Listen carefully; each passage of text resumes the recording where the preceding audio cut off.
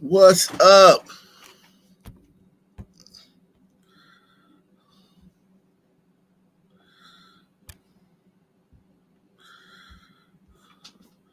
What's going on, guys?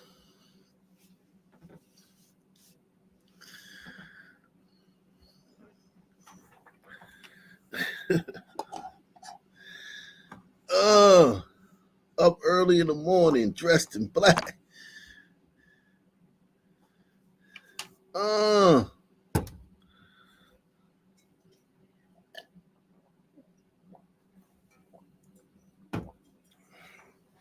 yeah, man.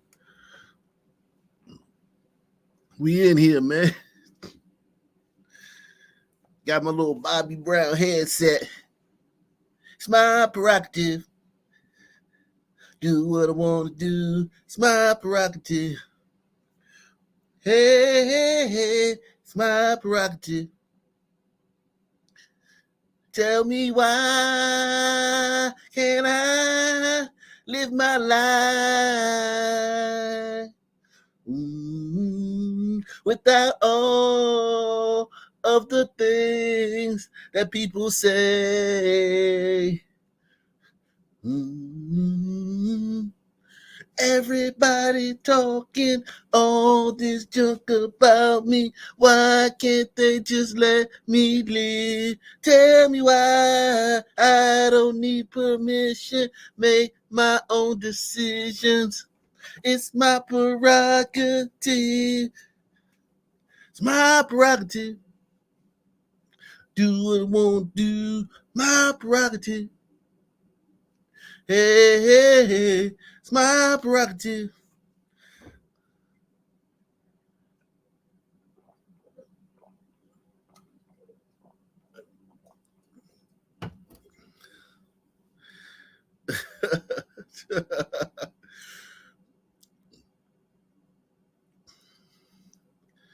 You said you thought it said Don Lemon got stabbed. Let me see what I wrote, man. Oh, listen, man. Uh, Everybody talking all this junk about me. Why can't they just tell me why? Shout out to not Jimmy Stewart in the building, man. Shout out to LRLRS, Big Larry in the building, man. Shout out to not Jimmy Stewart in the building, man. Yeah, man, we got a great show for you guys this morning, man.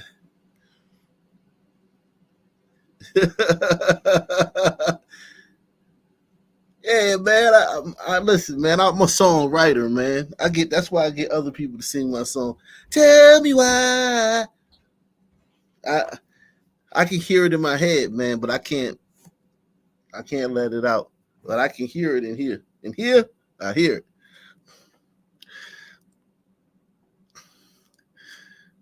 Yeah, man. We got another stabbing in London, man. London. Everyone hit that like button, man. We trying to get 200 likes in here early. This is a live, man. This is a straight up live, man. I'm live, man. When it's a premiere, you gonna know it's a premiere because you're gonna see the super chats on the screen, but they're not gonna be coming through in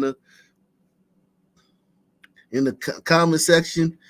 And you're gonna see when it's a premiere, you're gonna the beginning is gonna be that countdown. Yeah, this is a live, man.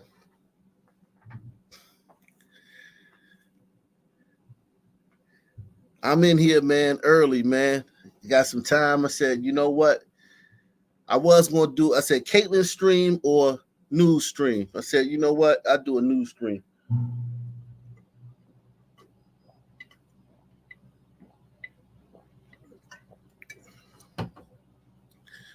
Yeah, this London's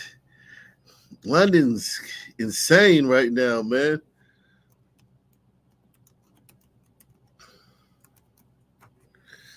London is insane right now.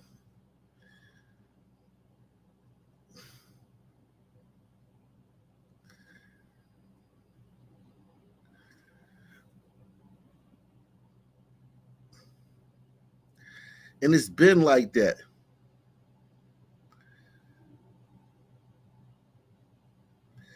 It's been like that, man. We won't get into what happened today, but London's been like this, man. London's been like this.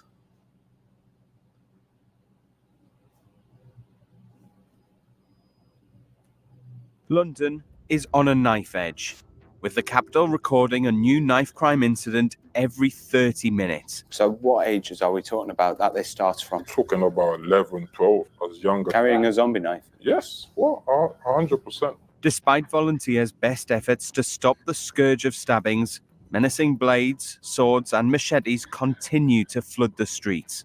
What purpose, can these retailers have to be sending these kind of weapons out to tower blocks in Hackney? There's weapons here with compasses on the bottom of them. Camping. Who's camping in Hackney? So what can be done to turn the tide of grief and loss?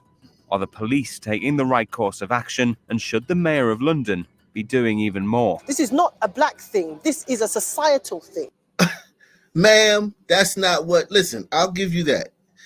It's a black and it's a Middle Eastern thing, and it's to some degree Albanian, but it's mostly people from the Muslim world and people from the African world, okay? Or people from the Caribbean. People from the African diaspora or people from the Muslim diaspora. It's them. Now, every once in a while, you'll have a European do this. But before they started letting you people in there, ma'am, the Windrush, what they call it, the Windrush, help me out, Alexander Byrne. Do they call it the Windrush era? When they started letting all these people from the Commonwealth come to England, that's when it all went to hell. Before that, it was the most peaceful country in the world. Very high trust society. Ma'am, it is y'all. In the right course of action, and should the Mayor of London be doing even more? This is not a black thing. This is a societal thing. This is an epidemic. This is the real story of knife crime in London.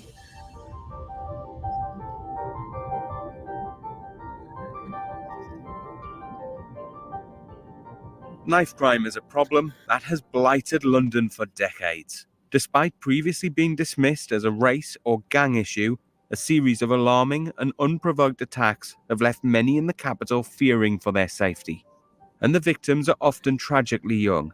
In 2023 alone, yeah, shout out to Simon Webb, aka History Debunked. He be covering this, man. That's Alexander Byrne's best friend, man. 18 teenagers lost their lives to a blade in London. A teenage boy has been arrested after a 15-year-old girl was stabbed to death on her way to school in South London. Alian Andam fatally stabbed protecting a friend from a foot-long knife on a bus in Croydon. 16-year-old Harry Pittman went out to watch the fireworks and celebrate the new year, but never made it home. And the aspiring young boxer, 20-year-old Bradley Hutchins. None of these killings were affiliated with any gangs. Shockingly, these attacks are no longer confined to the cover of darkness. They're happening in broad daylight, in busy areas. Just look at this guy, man. Look at this guy, man. Is this England, man? Are y'all, is this really what y'all have imported in here, man? Is this, look at this maniac. Longer confined to the cover of darkness. They're happening in broad daylight, in busy areas, in front of horrified onlookers. Figures from the Met Police show incidents involving a knife in the last year have risen to nearly the same level of the pre-pandemic high. One man who's trying to reverse the trend is Farron Paul. Operating his own amnesty, Farron is regularly contacted by concerned members of the public eager to get weapons off the street. We received a tip-off that a knife collection was taking place, but nothing could prepare us for the scale of what we'd see next. And even Farron is shocked at the sheer volume of this latest collection. This is quite a substantial one. I think this could be the biggest that we've done. Man's got a sharpener. Let's just say dude's well equipped in it. Alarmingly, All of these blades, knives, and weapons came from one single person. I've run this weapons amnesty for the best part of 5 years now, and a lot of my communication and interaction comes through social media. I believe that when somebody comes into the position where they've got weapons to get rid of, I'm the first person that comes to mind. On this particular occasion, when your team followed me out, it was from one of my long-term followers. I picked up a lot of weapons, but these ones are kind of surprising me still. They look dangerous to you. Just a bit of wood in it. And you take off that. Holy shit. A younger female family member of his, their boyfriend is keeping all the stuff in the house, and he spoke to them to get rid of him, and they came to an arrangement to hand it over to me. Why do you think people pick up knives like this then? Because they're easily accessible. For one, you can go online. For instance, I went and picked up a weapon of a young person. Their mum contacted me, and the person's 40 in her hand. Yeah, listen. In America, I will say this, man. Here in America, I walk around with this though. I keep this on me. I keep this on me, man. This is like my best friend. But this is only a 3.5-inch blade, man. I would suggest that you all keep something like this on you, just for situations that for self-defense, especially if you're a woman. If you're a woman, just carry mace. But if you're a guy, keep one of these and some mace on you. I don't have no problem with self-defense, but these guys are going out. It's different because they don't have guns over there. These are their guns, so these guys are not just carrying these for self-defense. These guys are carrying these to go out and use. When they leave the house with this, they intend on using it. Normal for a parent to give their younger child a bank card, whether they open an account for them or they're letting them use their card. And this guy's explained to me that he's gone online, he's managed to buy a weapon and then get it transferred to an Amazon lockbox, which he'd only need a code, no ID needed, no questions asked, and it's not going to get delivered on mummy's doorstep. Imagine this got delivered to someone's house through the mail, and that never went through your letterbox, did you? That's going to be someone clearly knocking the door saying, "Hi, special delivery for you," or something like that. What purpose, can these retailers have to be sending these kind of weapons out to tower blocks in Hackney? Do you know what I mean? There's weapons here with compasses on the bottom of them. Camping. Who's camping in Hackney? What's the youngest person that you've ever collected a knife from? 11 years old, in person, 11 years old. We could take away all the designer knives now, and we still got to face the prospect of people using kitchen knives. We showed the footage of Farron's Hall to anti-knife activist Donna Murray Turner. She's the Safer Neighbourhood Chair for Croydon. I want to say shocked, but I'm not shocked. Disappointed, almost. Why? You want to ask questions. How unsafe must one human feel to have that much armory around them, accessible to them? I would like to speak to that individual just to hear them talk about why they think that is so necessary. Zombie knives and machetes seem to be getting longer and more menacing, popularised as the weapon of choice for gangs. Max used to be part of a gang and has asked us to protect his identity. He turned his back on a life of crime and now tries to help other young people escape through the charity Project Lifeline. This generation is way worse than my generation. They're not listening. They start fights over Instagram. Social media plays a big, big part of it. Fame. Okay, so that lets you know that these are sons, man. When they start talking about social media plays a big, big part, it's sons. Because nobody it has such little self-control and is so reactive and has such little gratification deferment and impulse control than sons. We got the worst impulse control. So something that's said online is more likely for us to be led to violence. Money, drugs, girls is a clout thing. This new generation is all for clout, but they think in their head that that's the best thing in the world, which is not. They'll come to realize that, and when they do, it's going to be too late. And what sort of weapons are youths carrying about now? Zombie knives. That's like the most common thing now. Knives that look like swords. It's really bad. This generation's worst. For me, I'm saying I'm 30 now. For my generation, all the way through to this generation, it's a lot going on. Mental health plays a big part in all of these kids' life, or what's going on with their life. People need to start looking into these youths. What do kids say to you when you ask them why they're carrying? Normally they say, yeah, there's a problem, they're beefing in other areas. Me, I can't personally go to a kid and say, okay, drop the knife. Don't carry a knife today. Because something happens to that person, I'm going to feel guilty, that's one. And two, would you tell these soldiers to drop their guns when they're going to war? No one can realistically do that to nobody because they're not thinking. They're kids at the end of the day. We've got to remember we're dealing with kids that will just take a life like this.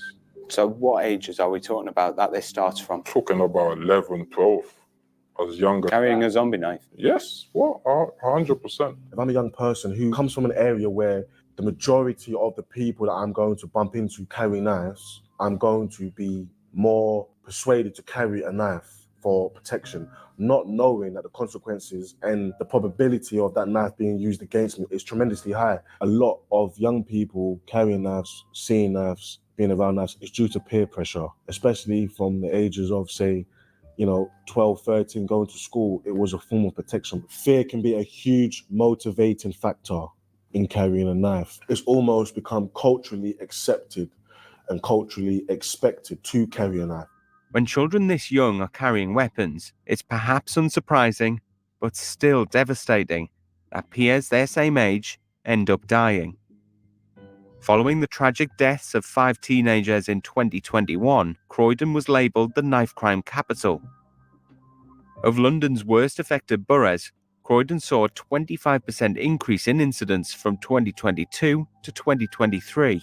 Such drastic figures have necessitated a wide-ranging response, so now emergency community meetings are held on a regular basis, bringing together residents, the police, local activists and campaigners. We got a call at 8:35 to say that a 14-year-old was stabbed by West Croydon bus station.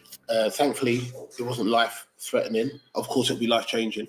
By 4:30 in the afternoon, we were told that another 2 people were stabbed, but we've been corrected that it was only 1 that was stabbed and the other hit over the head by a hammer. This is real. This is tangible.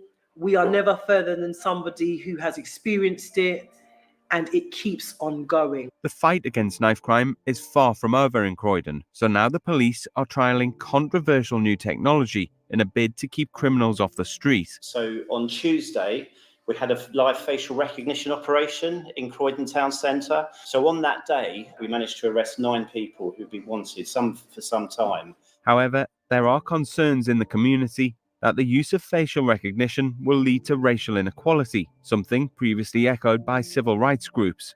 It wouldn't be the first time that the police have been accused of unfairly targeting certain sections of society. The use of stop and search has led to numerous complaints from black communities about police discrimination. The Met's own statistics show that of all the people who were stopped and searched within the last year, 38.8% were black. That's despite London's black community making up only 13.5% of the capital's population, according to the latest census. Despite strong criticism for its disproportionate use, some former police officers say stop and search still has an important role to play.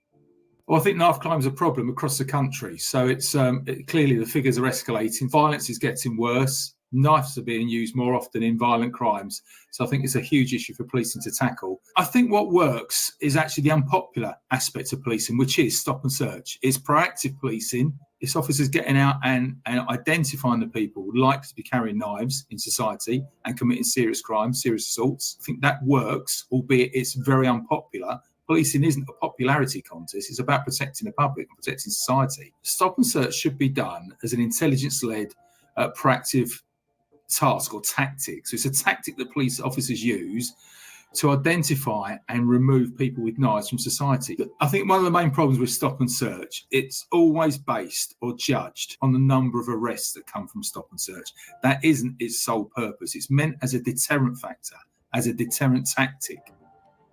It's clear that knife crime is no longer solely a police issue, but something that has to be tackled on multiple levels. In South London, one charity is doing just that and finding a creative use for thousands of confiscated knives. Steel Warriors takes the weapons and melts down the metal to make public gyms that have been installed in multiple parks across the capital.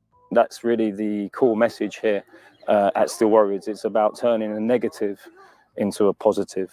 And so everything that we focus on here is actually about transformation What we do once the gyms have been installed, so there's a manufacturing process that converts the actual knives into the bars that you see behind us here. Once that process is finished and the gyms are installed, we then teach calisthenics and bodyweight training so that the place is actually not left redundant. The knives actually come from an amnesty process. So the knives are kept in storage. They come from the police, amnesty bins, the proceeds of stop and search. The principle is to ensure that fitness is not a privilege.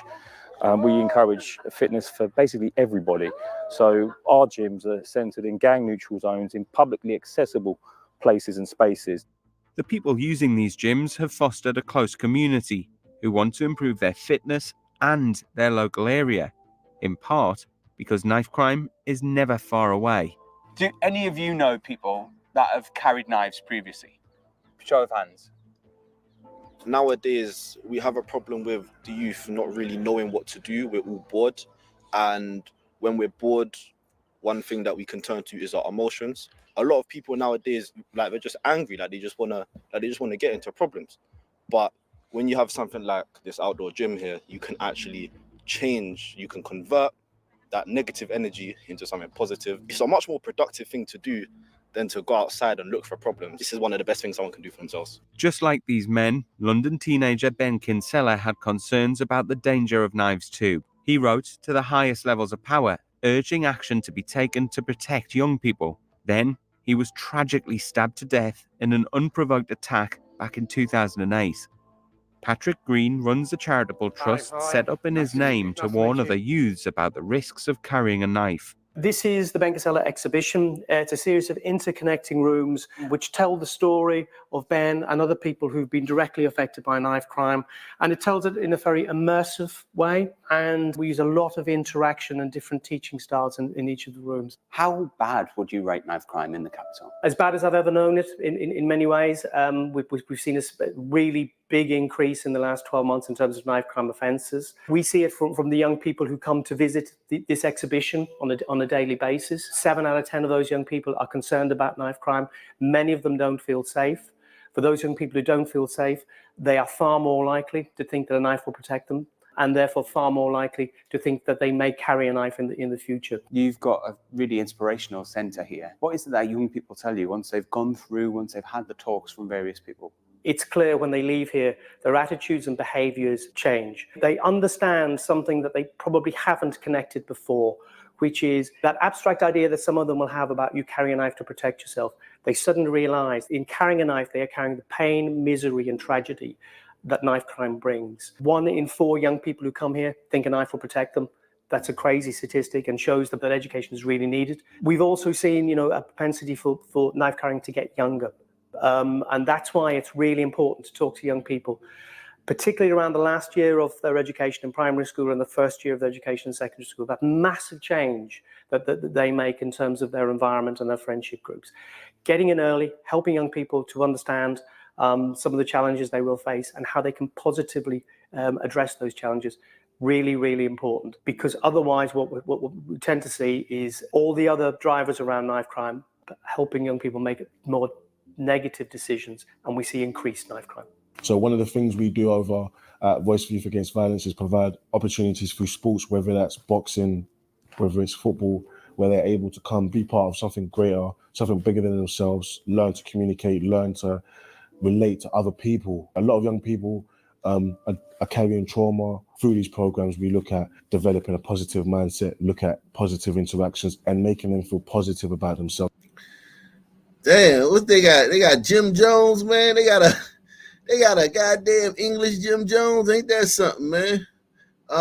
There's something right here that I wanted to show you. Look at these stats, man. Let me see. Look at that, man. So this is stop and search statistics. Okay, so this is who they stop when they search. This number right here, this should be 5%. But they're searching white people because they want to make it obvious that they're not being racist. They want to overdo that they're not being racist. So they're searching, they're stopping a bunch of white people. And listen, white people are cool like that. White people are like, sure, stop me, man. I mean, stop me. I'm on my way to work. Hey, if that's what you gotta do, stop me. I have no problem. I mean, if this will help stop crime. But really what they need to be doing is stopping every single black and Muslim teen they see walking around with black on or with a mask on or with, you know what I'm saying, just looking the part. They need to stop every single one of them and search them. And that will stop the knife crime. Not stopping a bunch of white people.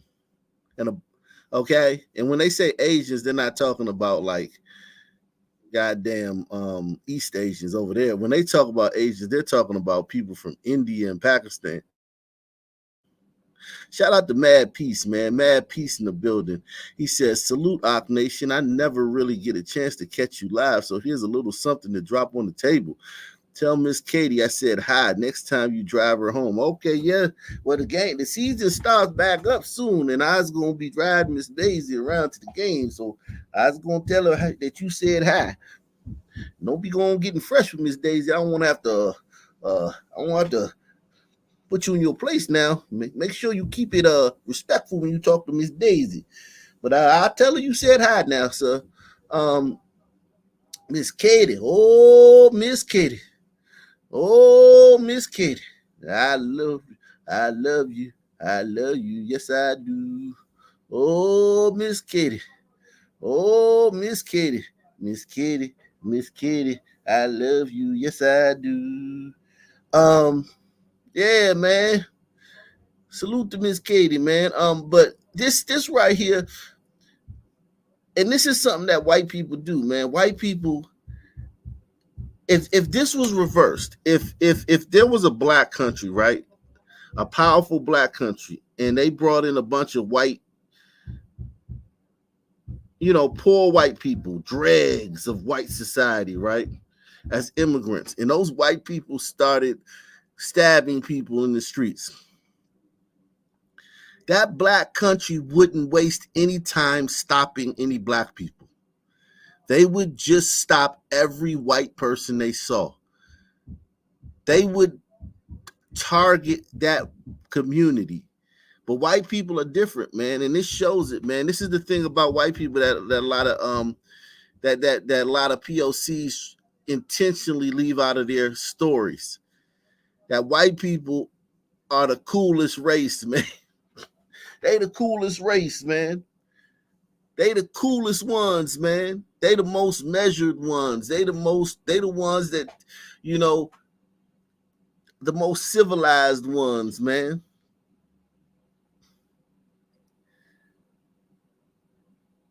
They go about their business in the best way, man.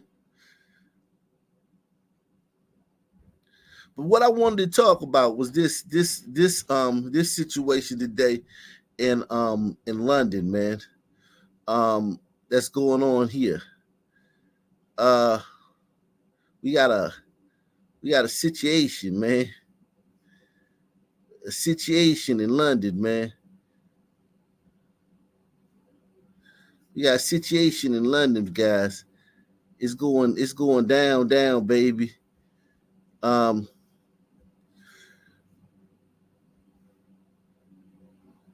So this guy right here apparently stabbed.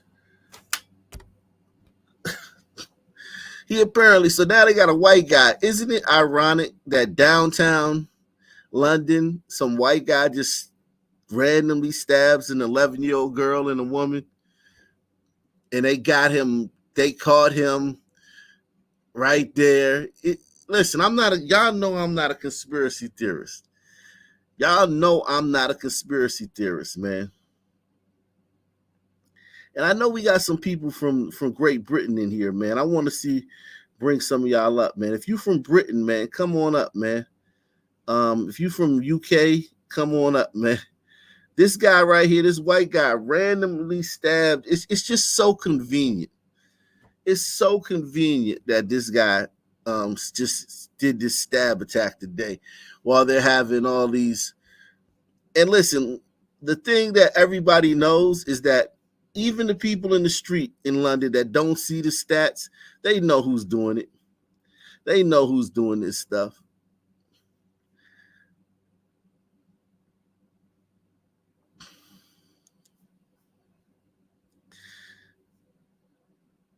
It's just weird that today, a white guy just stabbed a little girl and a woman. It's just weird. And listen, weird doesn't mean it didn't happen. It doesn't mean conspiracy. But then this guy's the hero. This is the hero, man. Abdullah, man. So this white guy stabbing a bunch of people, man, downtown, and Abdullah came and saved the day, man. Abdullah came and saved the day, y'all. If it wasn't for Abdullah, man, who knows what would have happened. Thank you, Abdullah.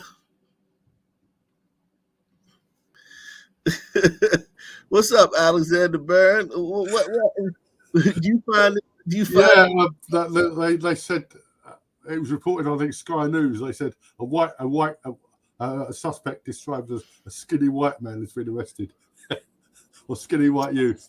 They gave the description. It's funny they give the description. I thought if he hadn't been white, they wouldn't have. So we have Abdullah came and saved the day. Shout out to Abdullah, man, for keeping the streets of London safe, man, from white people, man. Wow, what do you think about this story? Do you think that this is? What do you think about this? Well, it could be an Islamist, couldn't it? I mean, there's plenty of white Muslims. It sounds to me like it's, you get contagion, social media.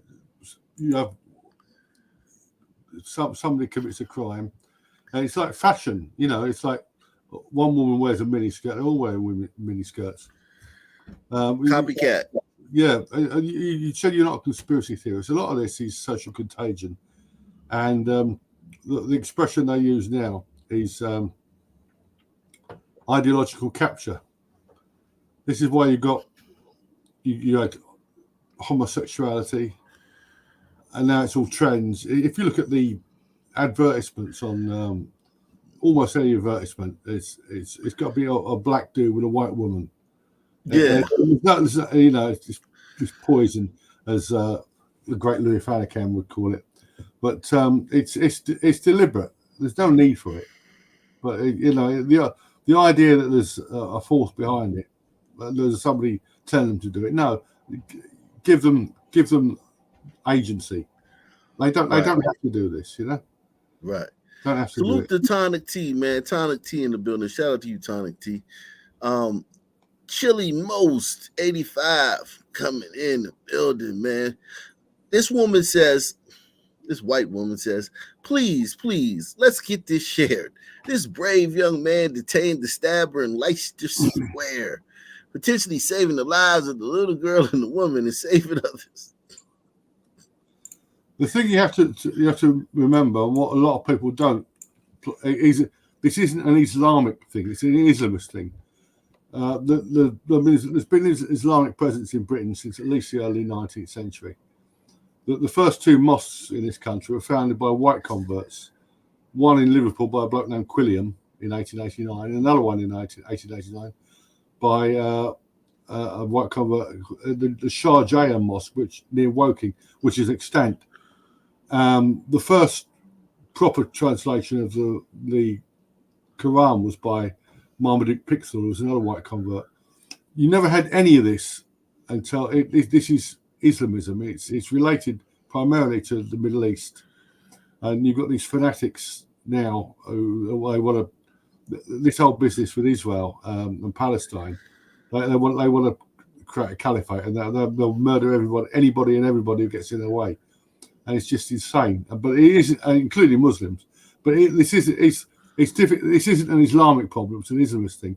The way to think about it is like back in the 17th century, you had before that you had schisms with the church.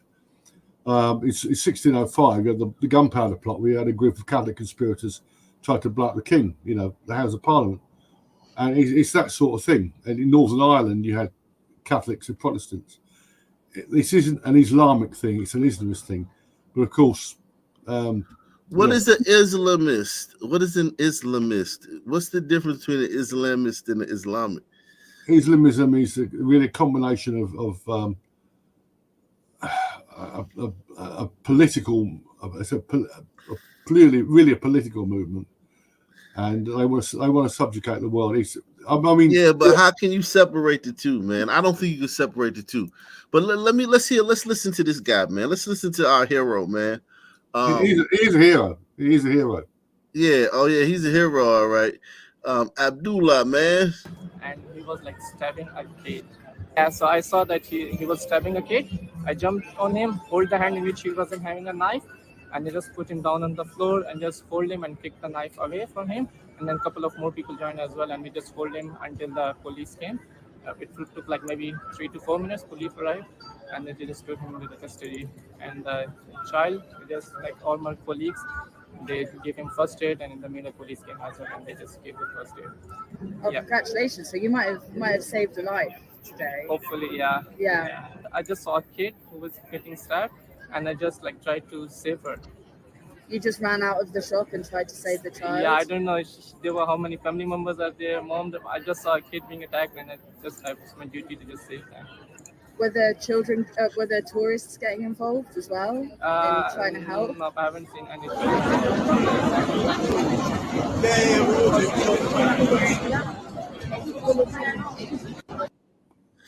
Yeah, listen. They say you're saying it's not the religion, it's the culture. Yeah, I still think that, the religion plays a large part in the culture, but I do think DNA, those people have a certain type of DNA that predisposes them to certain behaviors. So yeah, I mean, it all goes back to DNA, man. At the end of the day, man. Let's see. Bit of breaking news that we can bring you coming out of central London from the Metropolitan Police. There's been a stabbing in Leicester Square. The police are saying that a man has been arrested and is in custody, and that they don't believe that there are any outstanding suspects, but 2 victims, an 11-year-old girl and a 34-year-old woman, have been taken to hospital. They are awaiting an update on their condition. So a pretty horrific stabbing by the sounds of it in Leicester Square. An 11-year-old little girl, a 34-year-old woman have been stabbed. A man, though, has been arrested and is in custody. The police don't believe there are any outstanding suspects. That's just come in from the Metropolitan Police. Of course, Leicester Square, right in the heart of London, very, very busy in the school holidays at the moment. Must have been pretty horrific scenes there this morning. An 11-year-old girl and a 34-year-old woman have been stabbed and taken to hospital. More on. What do you think about this burner account, man? What's going on, man? Yeah, I'm not really understanding the whole Islamist versus that just sounds like nonsense to me. It's that's nah. I don't know what your friend is saying about that. It is a coincidence, but I don't think it's like conspiracy. Yeah, sure. People get knifed, and considering the demographics of the country, you expect more white people. So it's not like some out of the ordinary thing, but it is very convenient, no doubt. Very, very convenient. Yeah, but the majority of these type of random stabbings, like that's like a 90% non-white and people thing know there. that. People know that. So Everybody knows this. But they having all these riots and things and protests, and then all of a sudden some white guy goes downtown and just starts stabbing people. Well, hold on. It's very convenient. I'm reading right here. Isn't this like an Eastern European? So he's not even like a full-blooded like British Isles, like he could be fully Albanian, humanoid, like white man. You know what I'm saying? Like he's a bit off. Yeah, he could be Albanian. Yeah. Would they consider that Eastern Europe? Oh, they'll try to throw anything on the fringes of white into the white bin in order to like make white people look more violent and more, yada, yada, yada. Like they'll throw Hispanics in and all that shit in America. So it wouldn't surprise me if they start like throwing in Georgians and Albanians in like the European context. That would not surprise me. Are they saying this is invalid information? They said it's unverified, but he doesn't look like a typical Anglo-Saxon man. But But yeah, it's just weird, man. This guy's a hero. Hey, everybody, look at this heroic. And listen, man, it could like I'm not a conspiracy theorist, man. I think things just happen. It's just very, very convenient, man. This is convenient. Well, like the thing behind it is like all these simps on social media now like pushing the issue and pointing out that there's an Abdullah that did it. It's not like there's some like secret club that like made this event happen, but there is a club that is, you know, pushing and making it prominent and newsworthy. That's what is intentional. Yeah. What has happened to this country, man? The demographics have changed. That's what's happened. We know what's happened. It's very simple. Yeah. It's very, very simple, but it's just amazing. It's amazing how fast it's happened, man. How like it hasn't taken what? Well, I mean Tony Blair, so it did take like 20 years. It took about 20 years here. Well, it took about 20 years. I mean, even I think that's incorrect because you have to understand in the UK, America, you know, basically all the British satellites, right? The like immigration policies changed in the 60s and 70s. Okay. So this shit has been, you know, happening for like 50, 60 years now, but it hasn't like truly reached a critical mass up until the last 10 or 15, 20 years. So that's why it seems like it just exploded out of nowhere. But like, no, it's like our British guy here on the panel is talking about how like, oh, white people founded the first mosques and all this nonsense. And, you know, it has nothing to do with Islam and it's an Islamist thing. Well, you have to understand when these purported white guys founded the mosques, they were like a tiny fraction of the population. So it's normal in the Abrahamic tradition to, you know, not act bad when you're far in the minority. But as the demographics shift more and more, that's when you start seeing the true faces of these cultures and these religions. So it's just, that's what it is. That's what's happening. Inshallah, there'll be an drill down? Abdullah for all these, you know, crazy white thugs out here stabbing up girls in the street in London. Alhamdulillah. Yeah, man. It's sad, man, to see you white people go out like this, man. Can we drill down a little bit on Yvette Cooper's comments of Britain losing respect for the police? I think I've made my position on the police abundantly clear over the years. I support the police, the job they do. I think sometimes in senior areas, there are a lot of question marks. I think we can all agree on that. In fact, I think most bobbies on the beat, to coin that old phrase, would agree and concur with that. She has promised, however, the Home Secretary to restore the public's faith in the law, as she warned would-be rioters that streets will be flooded with the police this week. She said a soft approach to justice has led to too many people feeling as though crime has no consequences. Oh, we've been talking about this kind of stuff for years on the radio. She said a soft approach is no. The only reason they're addressing is because white people appear to be acting like crime has no consequences. That's the only reason. The previous, because the last 6 days that white people have been kind of riding and going crazy there over what happened with the 3 little girls. But so now, the people think there's no, when before it was like literally just a hellscape on the streets, man. And the politicians didn't want to do anything about it. No longer good enough. She called the rioting that erupted across British towns a disgraceful attempt assault on the rule of law itself. Let's just have a closer look at something here. Let me talk about knife crime for a second. I don't know, crikey, probably up there with back in the day, but it still comes up a fair bit. Brexit and subjects like that. I reckon knife crime is in the top 3 of subjects that rear their head multiple times on the programme.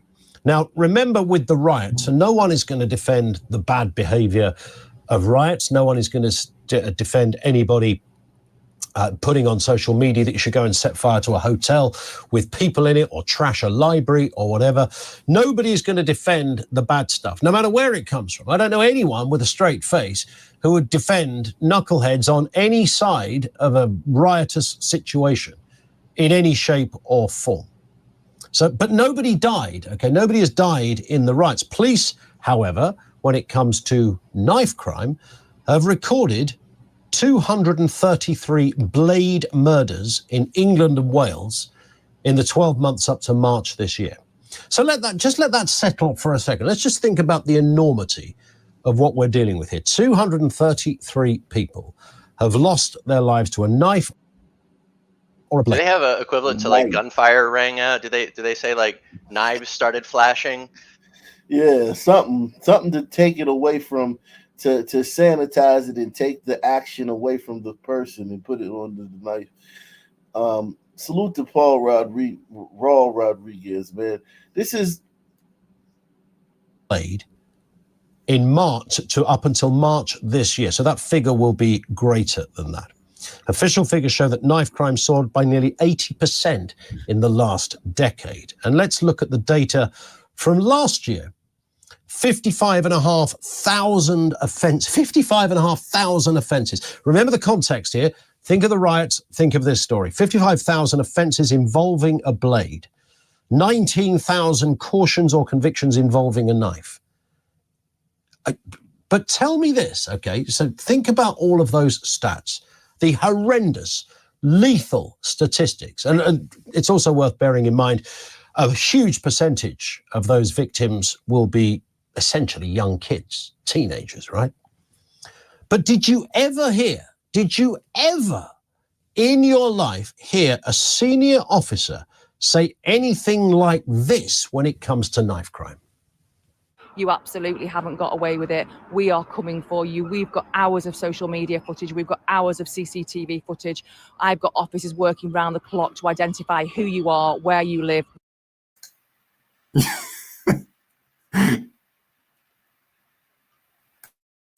I think you're muted. They're definitely talking to white people. They never talk like this when the Muslims. It's crazy. They never use this tone. They never get this, roll their shoulders back, pick their chin up and say, hey, you criminals, you're you know what I'm saying? We're coming for you. They never talk like that. These last 6 days, white people been wilding. It's like, yo, tough talk. Crazy. Crime. You absolutely haven't got away with it. We are coming for you. We've got hours of social media footage. We've got hours of CCTV footage. I've got officers working round the clock to identify who you are, where you live, where you work. We are coming for you. We'll be coming for you for the next few days. We'll be coming for you for the next few months. So you might get to next week. You might be sitting with a cup of tea thinking, phew, I've got away with it. Please let me reassure you, you haven't got away with it. We are coming for you. You will feel the full force of the law. I want to reassure the communities that we are absolutely able to cope with what's going on. We have got 8 communities is code word for, they never use that with white people. So they're talking about to let the Muslims know, hey man, we're gonna get these white people off your ass. Don't worry about it. So yeah, this language right here, with all this knife crime perpetrated by these Islamists, as he would say, and these Africans for decades, out of control. I think you're muted, man. They're gonna take this seriously is when white people do it. Unbelievable. Apparently, over about 30% of the prison population in the UK is a minority ethnic group. Did you know that? Yeah, and that's with the two-tier justice system. Black people with a mixed ethnic background we are absolutely able to cope with what's going on. We have got 8 PSUs here in Merseyside today. So what do I mean by PSU? Each PSU has 1 inspector, 3 sergeants and 21 officers. That gives you the scale of... So that is Serena Kennedy, Chief Constable of Merseyside. Can we just remind you of that salient point again? Please let me reassure you, you haven't got away with it. We are coming for you. You will feel the full force of the law. Did you ever hear a senior officer say anything like that over knife crime, which so far has taken 233 lives this year and counting? Can we hear it again? Let's have another listen. Please let me reassure you, you haven't got away with it. We are coming for you. You will feel the full force of the law. Kids are dropping like flies because they've been stabbed to death. I never heard a cop say anything like that. So not to put too fine a point on it, is that why people might have lost respect for the police? Look, I understand that police deal with protests in different ways, which is why we have the understandable discussion about two-tier policing. I get all of that.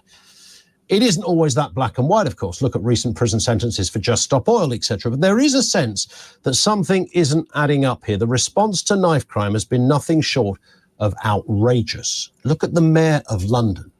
Nearly 30 teens slaughtered in the streets in the capital this year. Did you ever hear Sadiq Khan come out and say anything like this? Please let me reassure you, you haven't got away with it. We are coming for you. You will feel the full force of the law. Never ever have I heard Khan. I've heard him get that animated about whether you're driving the wrong kind of car, which might fire off a camera and send you a nice fine courtesy of the digital police. And never once have I heard Khan get that animated, or any other officer, any other senior legal operator in any law enforcement agent, any politician, no one have I heard it get that animated about knife crime, something that has taken the lives of 233 people and counting this year alone. Cute. And Yvette Cooper stands up and says, I think people have lost respect for the police. There is no respect anymore. She's got to restore the public's faith in laws. Well, I tell you what, here's an idea. The next time a kid is brutally murdered on the streets of this country, maybe we send out Serena Kennedy or any of the other law enforcement operators, the Home Secretary herself, Sadiq, whoever, to be that forthright about the crime, where kids are dying. And you know what? To me, it doesn't even get headlines these days. This stuff's happening all the time, right across the country. And nobody so much as really mentions it. Yeah, we feel your pain. Wow. We know how it is.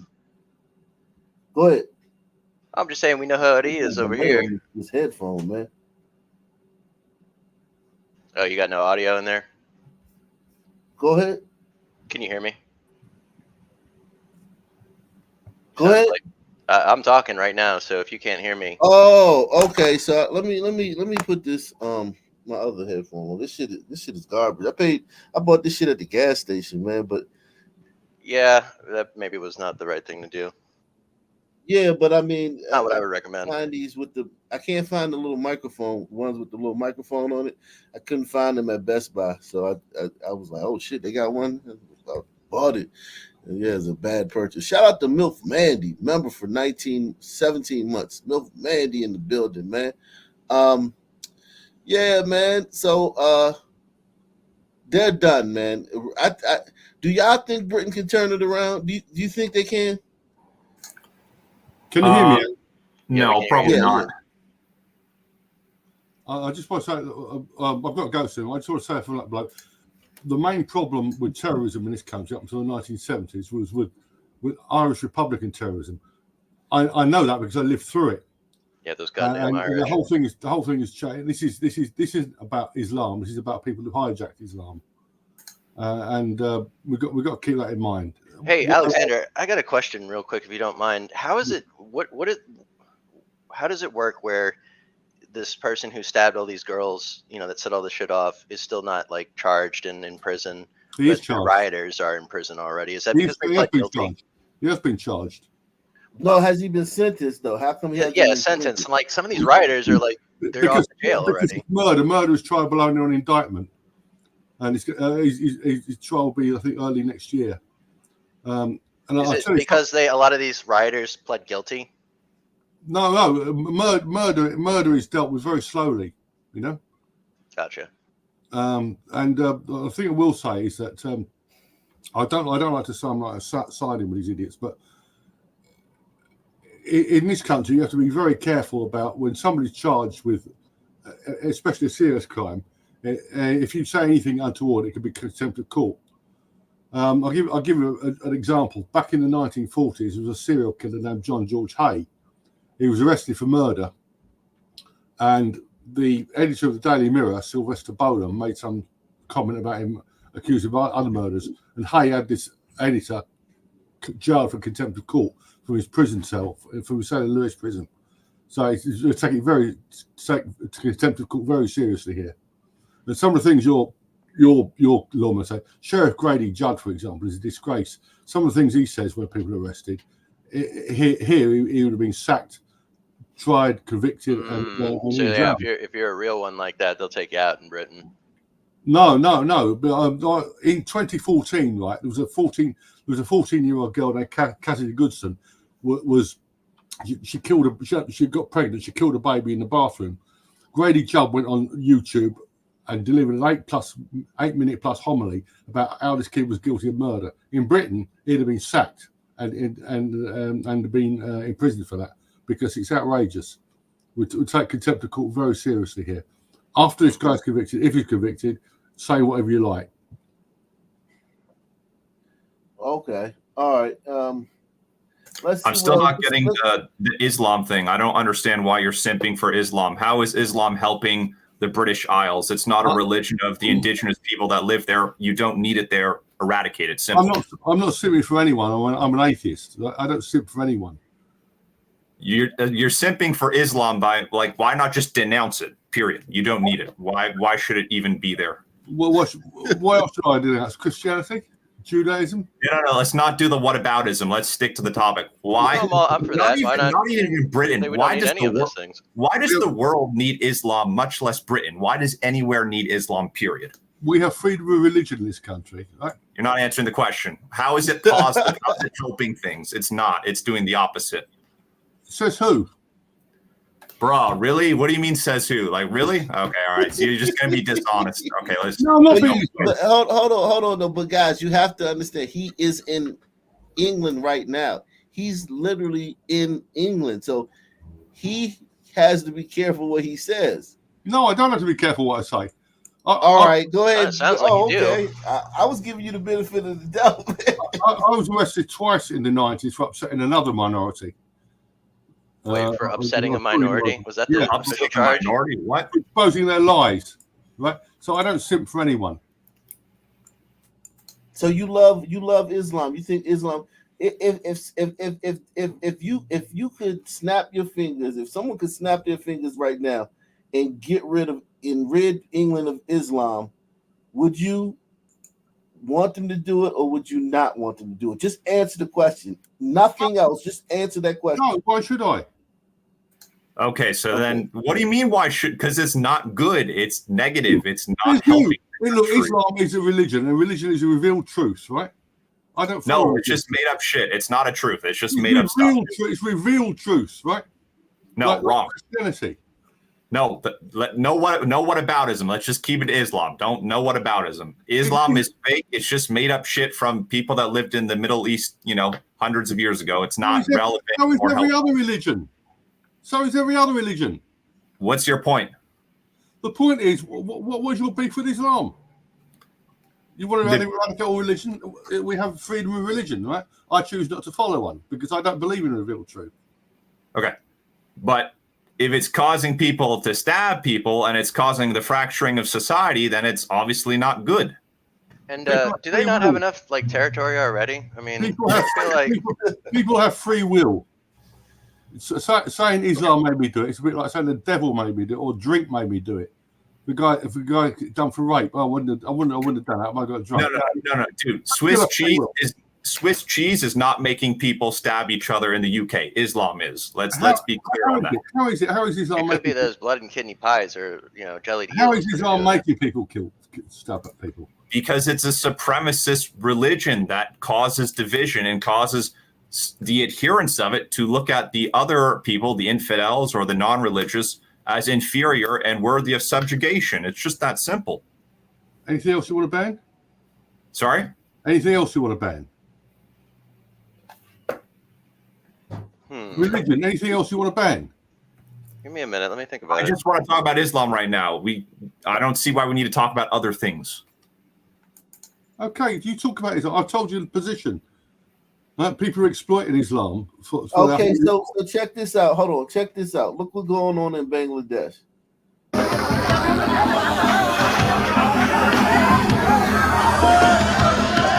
Targeted attacks on Hindus by guess who? So to be completely fair with Bangladesh, the Hindus murked the Muslims to begin with, I think, when it was all India. So this may not strictly be religious reasons here. There's a lot of bad blood between, Muslim and Hindu people in that region. Yeah, but the Muslims came there. Yeah, thousands of years ago, and set up shop there for sure. Yeah, like they're not the indigenous. Alexander, is that your name? Yeah. Are you so you were born in Britain? The notorious Alexander Barron, born 1956. All right, the notorious Alexander. You were born in Britain, correct? Yeah.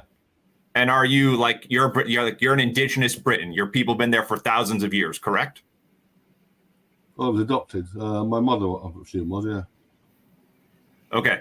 So why would it make sense for indigenous Britain people to welcome things into their society like Islam that have nothing to do with the indigenous culture and are currently causing all these stabbing incidents and shit? Like, why? It just doesn't make any sense. It's just almost crazy. Like, white people seem to be like the only group that are expected to welcome in all this like alien bullshit. Meanwhile, every other culture on the planet is like fiercely xenophobic and clings to their cultures and doesn't let like outsiders come in and exploit them and outnumber them and push them out of their own countries. It's just like, it's almost like you have like a suicide pill that you want to take. It just doesn't make sense to me. No, I don't disagree with that, but I see things in terms of race, not religion. I think your answer is DNA here. Yeah, exactly. No, I don't believe the DNA. That's not true. You don't believe that people, over-empathication is a part of glider DNA? Like, you don't think that's a result of that?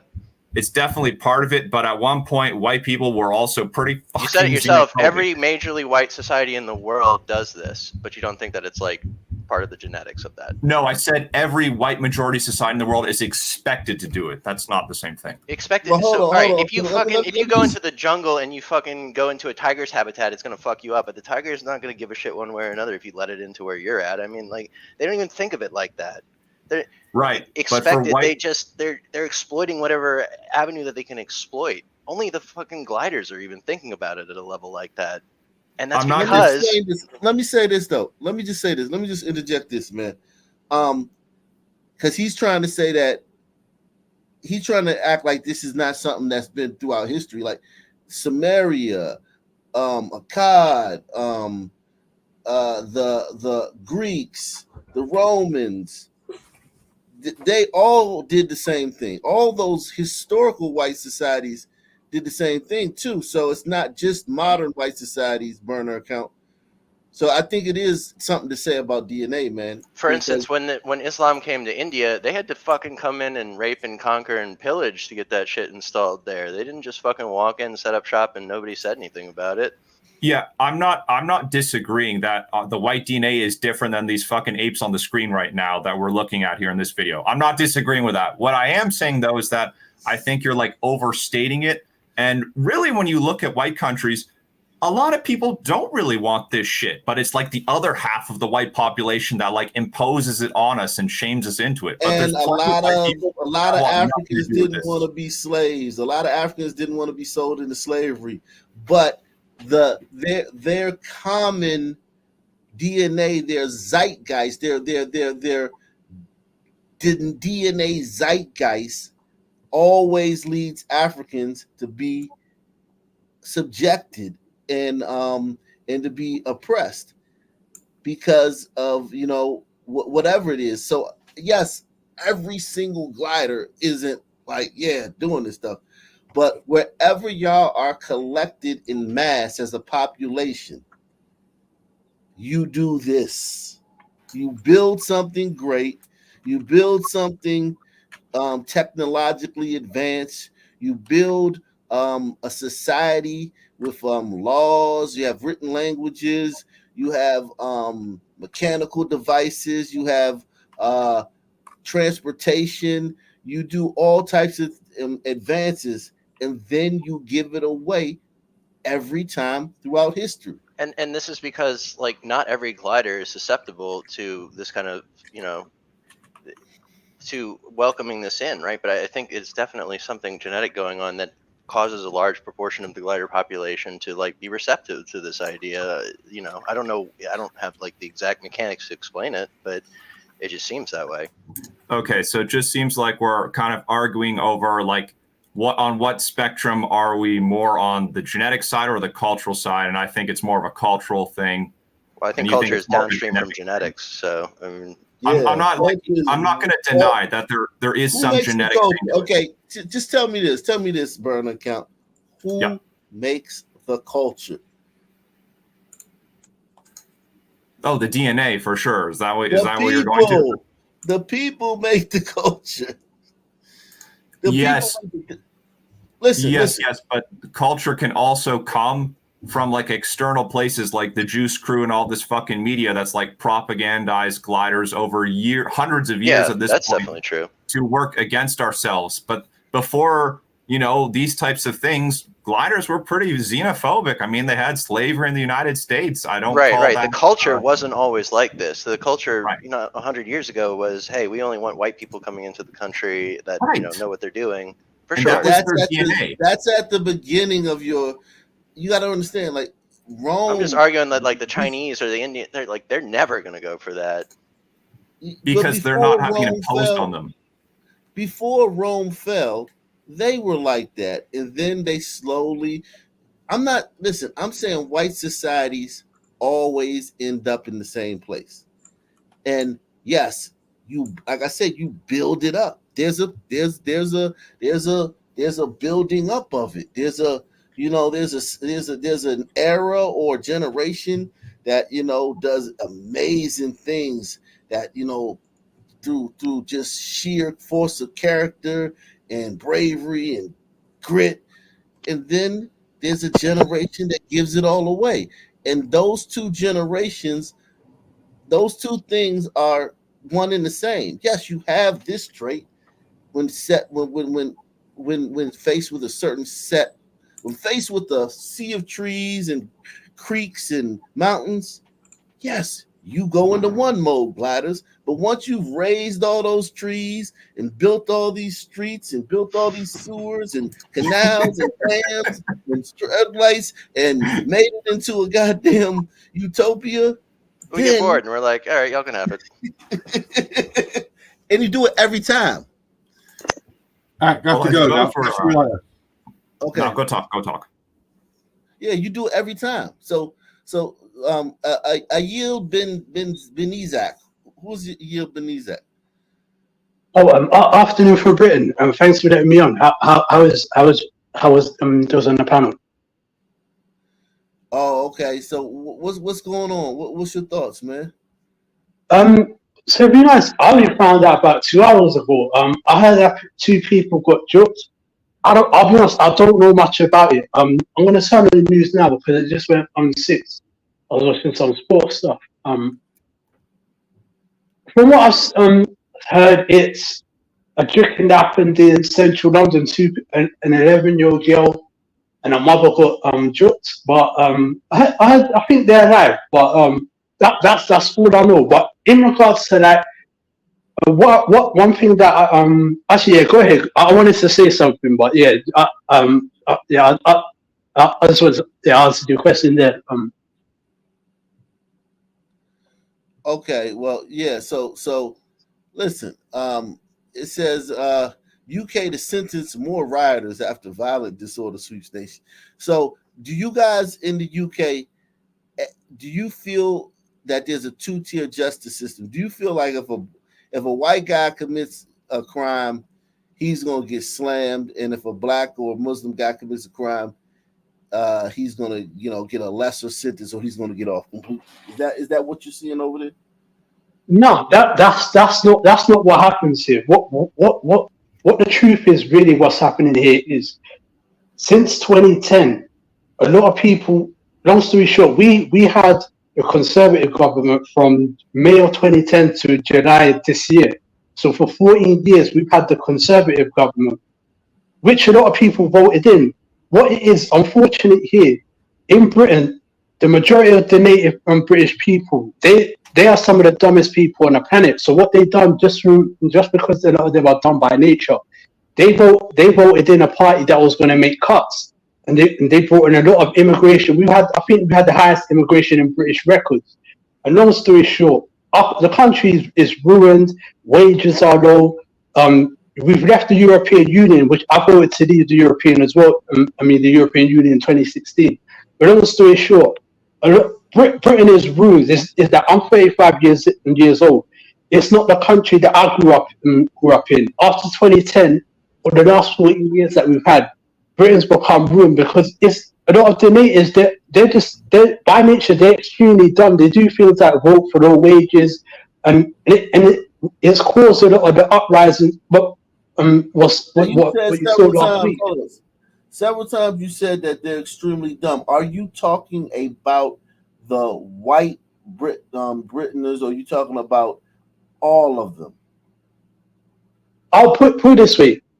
When I say the natives, I'll say the majority white because the majority of Britain is, and I'll in addition to that, I would include that in with a lot of non-white Brits because there's dumb people here of all ethnic groups. Because here in Britain we got 3 million black people. Most of them are coons. Now we got a massive coon problem here. Like example, in 2017, I had to cut my own dad off because he was a coon. Sorry, did you say we have a massive coon problem there? Yeah, and like I just said, Are you a white Englishman or other Englishman? Just out of curiosity. No, I'm black. My picture's there. What do you Gotcha. call it? Oh, What do you okay, I didn't call see it? it. What do you call? What does that mean? Like, what does that mean in Britain? Because I know what that means here in America, but what does that term mean in Britain? Same exact thing. It's a black person who's degenerate, lazy, who's just naturally destructive. No, that's not what they call it here. Here, it's a black person that agrees with white people. If you agree with white people about anything, if you agree with conservatives about anything, if you don't take the side of the black person as the victim or as the person in the right in any situation, then you're considered that word. That's not it has a different meaning over there. Maybe so because yeah. That means in America they might consider me a coon because I don't see myself as a victim. What I see myself personally as. Yeah, definitely. Oh yeah, for sure. Definitely. I see myself politically. Well, the world's population 8 billion. 1 billion is black. The rest of the 7 billion is non-black. I see there's from a lot of non-black people across the planet. I see there's a lot of anti-black treatment. Personally, I'm on physically fighting those who are anti-black along with the coons. That personally, when it comes to because we got a lot of coons on the planet, and put it this way, what I'd love to do to the coons is put it this way. There's a way that how could I say? I don't want to get your channel in trouble, but long story short, there's certain ways how you can get rid of humans. That's what I think needs to happen to the coons. We need to flush them out. Okay, but here's the thing. That element of African society or African diaspora society regenerates and replenishes itself. So you'll just be killing. You'll never stop killing. Like it's not like you're going to get rid of the bad element of the black society, and you'll create an ecological niche. Do you know what an ecological niche is? I'm guessing is that I'm guessing it's kind of like you cut off the head of a hydra, there are 3 more grow. Am I correct? Yeah, exactly. When you remove a predator from an ecosystem, another predator takes its place and becomes the dominant apex predator. It's just you can't fix these problems with sons because they're rooted in DNA. So I killing them off wouldn't work. I think the best thing you can do is lock them up, and I think that's probably the best thing you can do is lock them up or deport them. But anyway, man, this right here, seeing these white people out here letting their nuts hang and being, you know, fed up with this stuff, and knowing that what they have, what the force that's going to be put against them, like they're going to be getting severe sentences. They're going to be, you know, castigated publicly. They're going to get like, the hammer's going to come down on this movement. Do you think that this movement with these white people, do you think it survives the summer? Do you think in September, in the fall, these white people will still have the energy to still, you know, fight back against the way they're being treated in the UK? Possibly, but what it is, to be honest, a lot of what you're seeing right now is a lot of hypocrisy, because what is a lot of these people who you're now seeing in the screens, a lot of them voted for all this mass immigration and low wages. And so they didn't have a choice. There was no other party. That all parties were pro-immigration. Like there was no like what other party? You know, you got to. What should have they voted for? Labour or something? And got even more immigration. They should have voted UKIP, but they didn't because a lot of native Brits are so snobbish and got their nose stuck up in the air so high. They didn't want to vote UKIP because they thought UKIP wasn't good enough. And we now know that UKIP would have been good back in 2015. That example, because one thing that I can acknowledge. Well, actually, not acknowledge. Put it this way. Long story short, yeah, Cameron in 2010 lied and said he was going to get immigration down. But what the problem was, 1 year later in 2011 with the local election, that was 1 year after Cameron got elected, and he basically let people know, okay, I'm bringing in immigration. Are you still happy with this? And they voted for him in the local election to confirm that they was happy with it. So yeah, that's why I said I'll agree, right? They can be stupid in terms of like they wouldn't vote for UKIP because they care about being called racist, and just like they wouldn't vote for the BNP and stuff. I mean, I'll agree with you on that. But the truth is, but the truth is, we knew UKIP was a racist because what's it? How can I say? There was a whole load of different ethnic groups in UKIP. Even I don't know about now, but I remember in 2015 there was a whole load of different ethnic groups in UKIP. Let me say this. I wouldn't have called it racist to people for UKIP. Hold on, bro. Let me say this. So these people who voted for this, and now that they're seeing the fruit of that, yes, I think they still have a right to do an about face to correct their mistake. I think they have a right to correct their mistake. That is true. That is true. But the problem is here in Britain, a lot of these hypocrites don't correct their mistakes. They carry on.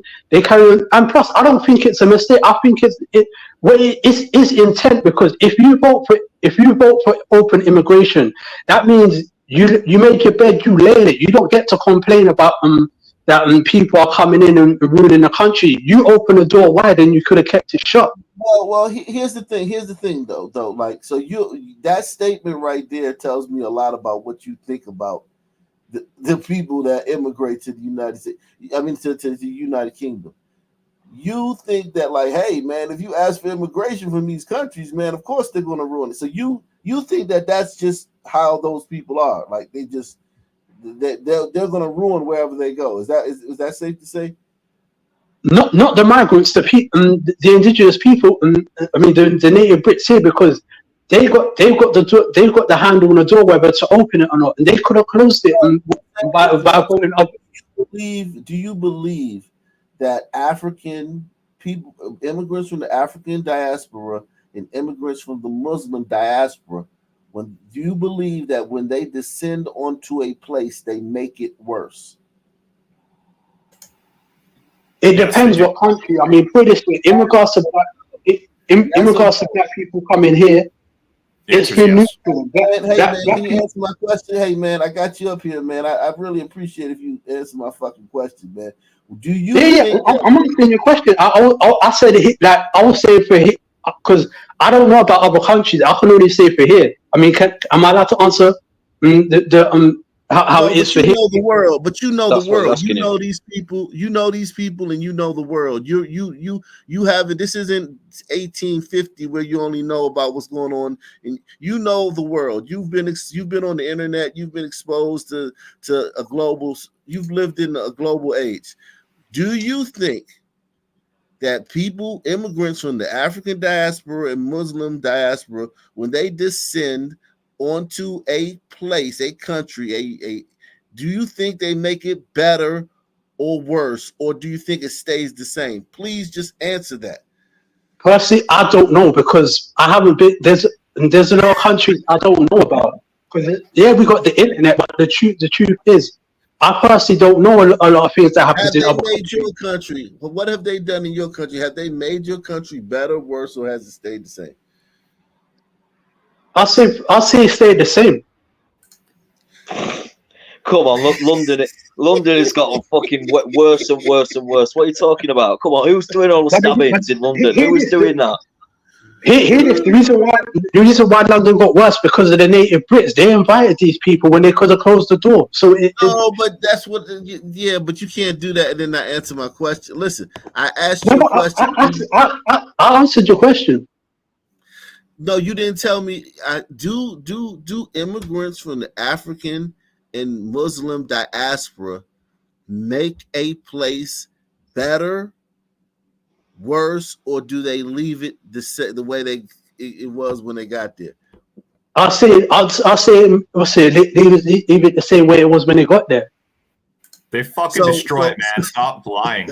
They fucking annihilate it. Like, But dude, that why are you here? what I'm Why are trying you to say here if you can't be honest, man? Just be honest with us or leave. No, Like, no, what's the point? Man, you taking up a lot of time to blow smoke up our asses, man. Like you had the floor. You had the floor for a long time, and I thought we were gonna get somewhere, and it's just like womp womp womp. You kind of like blew me right there. Pause, man. So this is the streets of London, and I would have accepted they make it better, but I don't know, and then I don't know, and then the same. That's kind of like a cop out. I would even accept it if you said they made it better, because that would have been a stance. You would have at least taken a stance. Agreed. Salute to the streets of London. It says this is London in the early 1900s. So this is what you would see. Scene from early 1900s London. It really always amazes me looking at these videos. One step of how far backwards we've went is just in terms of presentability when we go out in public. And not just in the way we dress either, though surely you're not going to find a single pair of pajama pants or flip-flops in this bunch, but just how happy and vibrant and full of life everybody seems to be. From the few kids you see to the aged adults. Everybody's smiling, everybody has a certain glow about them, a certain energy about them, the way they interact with people.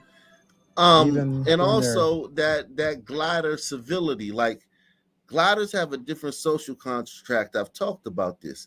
If you've ever been to a festival, like if you've ever stumbled upon a festival or a pumpkin patch or a orchard where you can go, you know what I'm saying? I took my daughter to an orchard. It was a big orchard where you could go pick your own apples, and they had like this area where they had, games for the kids, and they had like, pumpkin games and a straw ride. You get on the little wagon and ride through the, whatever, blah, blah, blah. They had a bunch of activities for kids, but my daughter was the only black kid there, right? And the every time I spoke, I felt like I was speaking so loud. Everyone was speaking at the same, like you could have been like 100 yards away and not known that it was 500 people in this little area. They were all very on the same frequency. Nobody was here. Nobody was there. Everyone was on the same frequency. And Come in with that some man bass in your voice. yeah, I mean, Fuck up the whole I frequency. just felt, yeah, and I just felt like I was taking up a lot of space. I felt like I don't feel like anybody was looking at me like, why is he here or nothing like that. I didn't get Probably that weren't. vibe, but I got a vibe like, yo, these people are different. Sons, it will be a lot of people being loud, a lot of people, you know, the energy would be different. People would be looking at me with distrust. People would be making, faces at each other. People would be feeling animus towards others. It would end in a At mass this shooting when they place- asked one son to leave the pumpkin patch. Yeah, this place was very, very and I've gone to a lot of glider events throughout the years. I just talked about that one, but it where you can tell like this right here, this speed, this frequency. This is how they are when they're amongst each other. Yes, you're gonna have a serial killer every once in a while. Yes, you may have a mass shooter every once in a while. Yes, you're gonna have those things, but those things are gonna be aberrations in public life. Now, of course, these guys may beat the shit out of their wives in the home. The wives may be terrible nags behind closed doors. The children may be mischievous. I'm not saying that those things don't happen. What I'm saying is that their public contract, their social contract with each other is an expectation of a certain type of behavior. And in blacks, we don't have any expectation of a certain type of behavior.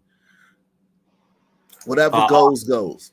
Let me say something though. This video we just watched here, these white people are fiercely xenophobic in this snapshot of history, and that's their genetic baseline. I understand we're not the same, but like this idea that like gliders have like a genetic destiny to like always like self-implode is not. I think that's total BS. Well, hold on. When I say genetic destiny, I'm talking about your DNA when faced with certain things. Like, okay, yes, if nobody ever came, if there was never any other group to come I see. in, I see. But when faced with those things, you guys always do that same thing. No, I see what you're saying. It's something I'll have to ponder. But hey, all they got to do is elect me or Fisherman as head of state, and then we'll fucking fix it. So there you go. Yeah, man. You guys got it all All figured these out. cute coal mining English children here. Yeah, look at these people. These people They might be 18. English midgets. And these people, listen, these people conquered the world. These people conquered the world. It's documented what they did, and that they took their culture. Listen, this computer is white culture. The language I'm speaking is white Anglo-Saxon culture. This spray bottle, this mug, thermos mug, everything I have is white culture. The only thing I have that's African culture is my DNA. We created none of this. There's nothing that you use here. There's nothing that Africa gave to this. Maybe the drum, maybe that drum beat that you may hear on the radio or that you may hear in contemporary music. But other than that, we don't use any African inventions. We don't use any African customs here. Yeah, the lack of instruments, musical instruments invented in Africa is definitely pretty telling. Yeah, just basically the drum in your voice, and maybe some like drill rap. But these are the people. These are the people that conquered the world. I'm giving a rebel yell here. Yeah, no, they're different. No, they're different. Look at them. We're not the same. The reason why Britain's no longer like that, because these people, they invited coons in. If you invite coons in, then hey, you make your bed, you lay in it. True. Yeah, if you invite coons in, your country will be in fair, peril. at the start, they didn't really get a choice about that. In the mid-60s, No, they had a choice. They had a choice. You could have kept them. They had a Enoch choice Powell to keep literally the said, Rustic. like, get these coons to out have of it. That's little what immigration, Enoch Powell said, and he got immigration. thrown out of They the had- Tory party. So no, they didn't get a choice in the 60s. No, there was no racist party that was going to end mass immigration. Like Enoch Powell, Conservative MP, came out and said, "Don't do this. The black man's going to get the whip hand over the native population, and it's going to end in rivers of blood." And he got sacked the next day.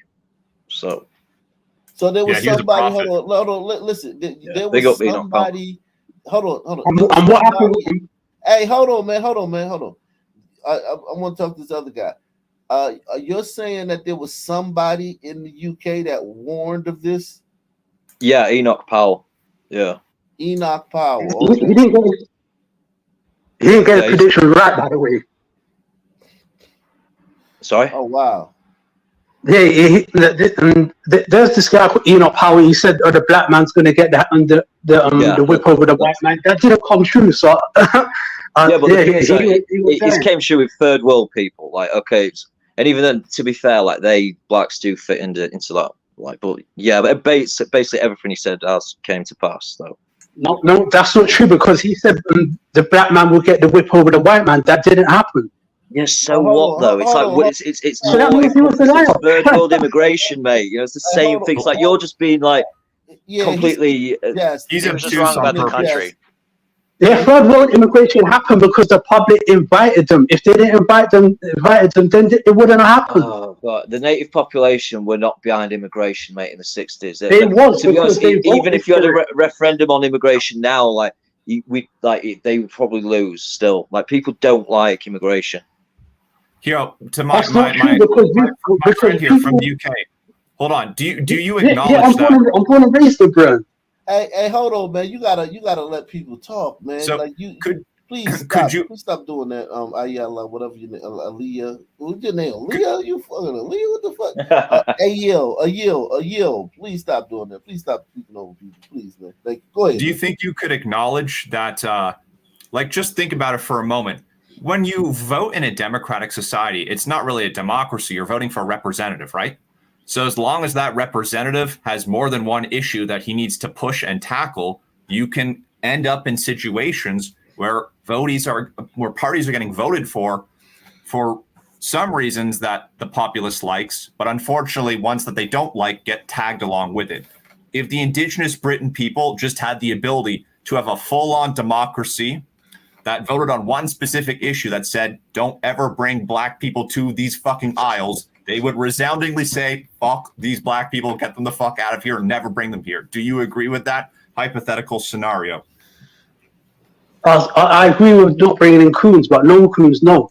No, blacks and any non-indigenous people, no matter your color, as long as you're not a white indigenous Briton, in this hypothetical, do you think they would have voted for don't bring anybody here? I think resoundingly the answer would be yes. Do not bring anybody here. Let me say this. They wouldn't have voted that because the native British love immigration. That's why I call out the hypocrites. They do. I live in Britain. Hold on. Let me say this. I think that this whole let in the good blacks but don't let in the bad blacks thing, there's no way to possibly do that, because a mother and her son in Blackistan, the mother could have a degree from Harvard and the son could want to be a thug. It's just the best thing for them to have, the best thing to do is just to not have multicultural societies, because no matter who you bring, whether it's people from New Zealand, Maori people, whether it's Aztecs, no matter who gliders bring in, they're going to be outflanked when it comes to violence. They're going to be outflanked when it comes to victimhood. They're going to be outflanked when it comes to the degradation of society. They're always going to get outflanked because they're different. They have a certain what do you call it? Yeah, a certain social contract that is created by their DNA. Like, look at the order in which they live. Look at the difference between them and Asians. Asians couldn't withstand this. Asians could. The only thing, the difference between Asians or what we call tigers and whites is tigers are crueler. They have a cruelty about them, and they have a baseness and a shrewdness about them that gliders lack. So I think they would just nip this shit in the bud. Where gliders see they're hopeful. They see possibilities. Oh yeah, let me just show you this. This will explain everything about gliders that I wanted to really say, but I can't really. That words can't really express. Sometimes you want to say something, and it's easier to say it with a graph or with